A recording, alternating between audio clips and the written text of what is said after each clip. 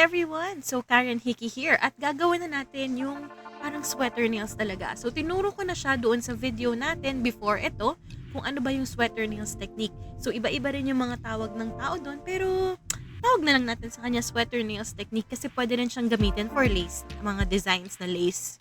So, first maglalagay muna tayo ng matte top coat. Make sure na pantay ang paglagay natin ng matte top coat. Dahil pag hindi pantay, mapapansin natin minsan magkaka-lines siya. So, parang hindi siya fully cured or uneven yung magiging itsura nung background color natin. So, once nakapag-matte na kayo, i-cure nyo muna siya. So, make sure i-cure nyo siya ng 1 minute to 1 minute 30 seconds dahil minsan yung mga ibang brands ng matte medyo matagal sila mag-dry. However, if maganda naman yung matte nyo, kayang-kaya ng 1 minute yan. So, i-check nyo na lang din kung ano yung curing time niya. Next, gumagawa tayo ng line. So, itry natin siya ipantay as much as possible. Kung hindi nyo siya mapantay, that's okay. Yun na lang yung magiging design niya. Pero as much as possible, mukhang pattern dapat yung gagawin natin. Kaya pantay na pantay yung lines. After natin maglagay ng lines, maglalagay tayo ng mga parang pattern sa side. So, parang oblong lang siya pero nilalagay ko siya sa right and left side. So, ganito lang yung movement natin. So, hihilain nyo lang yung brush nyo. So, lagay nyo siya doon sa nail and then hilain nyo siya palabas. After nun, gagawa tayo ng pattern sa gitna. So, para siyang chain pero S yung gagawin natin para madali lang naman. So, itong design na to para sa mga bago pa lang sa nail art. So, kayang-kaya nyo to dahil very, very easy to do siya. So, ganito yung ginagawa ko. So, parang letter S lang siya. Para siyang chain kasi. So, yung pattern niya, chain siya talaga. Pero gawin natin siyang parang S para madalian kayo. Yan. So, nagsusulat lang tayo ng S. And, as much as possible, huwag tayong magmadali para ma-perfect natin yung lines. So, ako, yan yung problema ko. Kasi minsan, masyado ako nagmamadali. Kaya hindi ko na pino-perfect yung lines. Pero kayang-kaya nyo siya ma-perfect.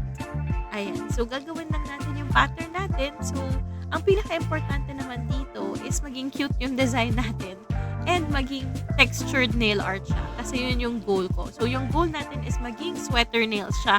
So, magmumukha siyang nasa fabric. So, ganun yung effect. So, pagpasensyahan nyo na, hindi pumanta yung S, pero, ayan. After nyan, dagdagan natin ng mga dots para magkaroon naman yung mga blank spaces ng laman. Hindi na ako nag-dotting tool kasi yun nga, sabi ko sa iyo, medyo impatient ako minsan. Ayan, gusto ko lang ma-demo sa inyo kung paano siya ginagawa. So, this is yung sweater nails technique natin. So, ginagamit nga din siya sa lace.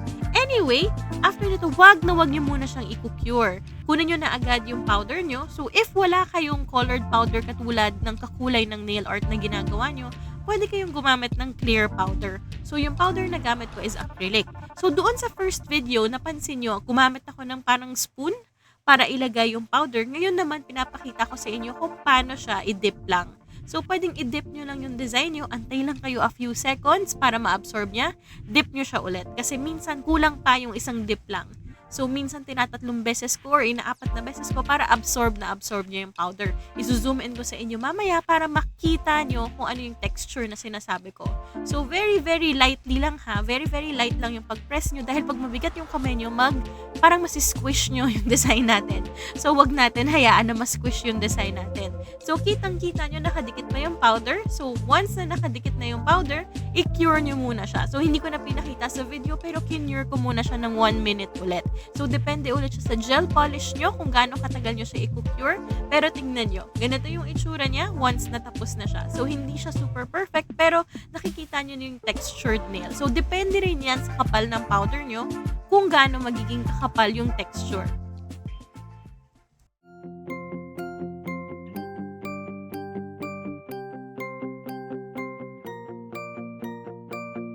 Hi everyone! Salamat sa panonood. Ang layunin ko ay matulungan kayong i-level up ang inyong mga kasanayan sa nail art at nail extensions. Umaasa akong makakatulong ito sa inyo para i-boost nyo ang inyong mga presyo sa serbisyo at mas magumaling kayo. Talagang pinahalagahan ko ang lahat ng support na ninyo. Kung gusto nyo pang makakita ng mga video na katulad nito, huwag nyong kalimutan na pakipindot ang like button at mag-subscribe para naman malaman ko kung interesado kayo at makagawa pa ako ng maraming ganitong klaseng video. Again, salamat at excited akong makita kayo sa next video.